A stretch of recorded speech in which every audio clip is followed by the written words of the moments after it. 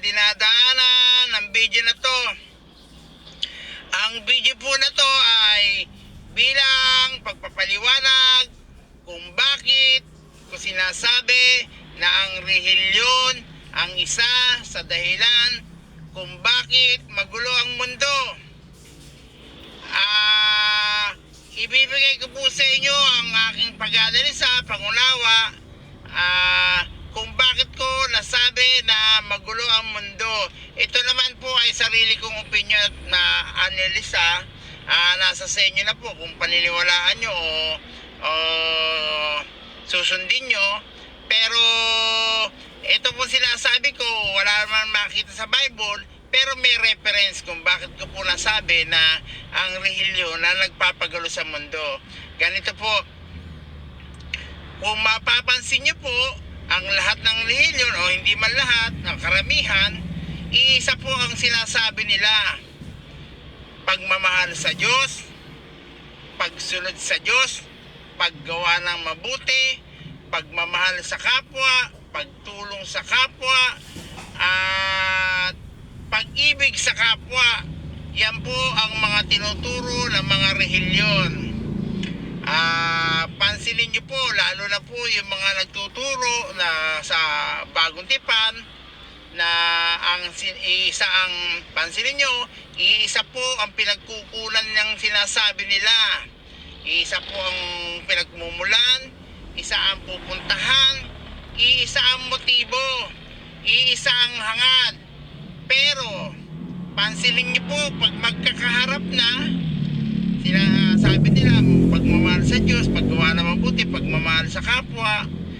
Pag magkakaharap na po, ito ang pansinin nyo. Ang sinasabi po ng kapwa sa isa't isa, mali kayo, tama kami. At sasabihin naman ng isa ay hindi kayo mali, tama kami.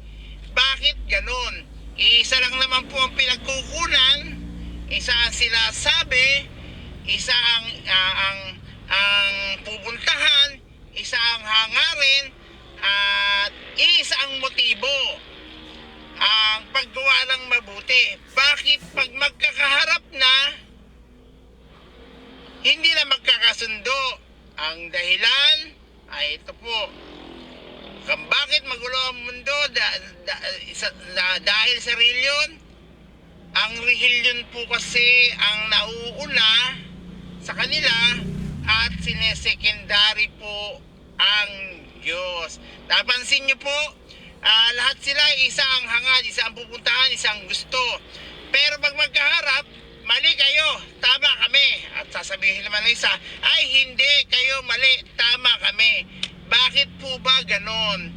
Kasi po, binanggit na rin po ng ating Panginoon yan sa Bible, sa bagong tipan. Hanapin nyo na lang po, hindi ko alam kung anong verses. Ganito po kung saan ang aking basihan. Kasi po, maraming itinuturo ang relihiyon na sinasabi nilang utos ng Diyos. Pero ang totoo, mga input lang po nila dyan. Pag pinuntahan mo ang Biblia, wala pong sinabi ganon ang Diyos. Kaya ho magulo ang mundo. Alam nyo, kung sila po uunahin ng Diyos, secondary ang relihiyon, baka magkakasundo pa sila. Tama po ba ang aking analisasyon? Sana naintindihan nyo. Kung mali ako, huwag nyo akong paniwalaan. I-correct nyo ako kung anong tama. Pero kung tama ako, ganito po gawin nyo. Hindi po sa pare, hindi po sa pastor, hindi po sa sino mang religious leader o hindi po sa akin man, kayo dapat nakikinig.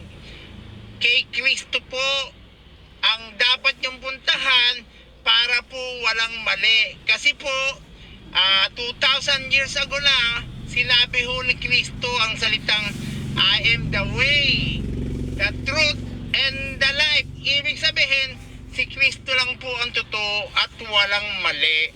Sana naintindihan nyo ang aking paliwanag. Abangan nyo po yung marami kong video na ilalabas na ngayong ninilayan kayo.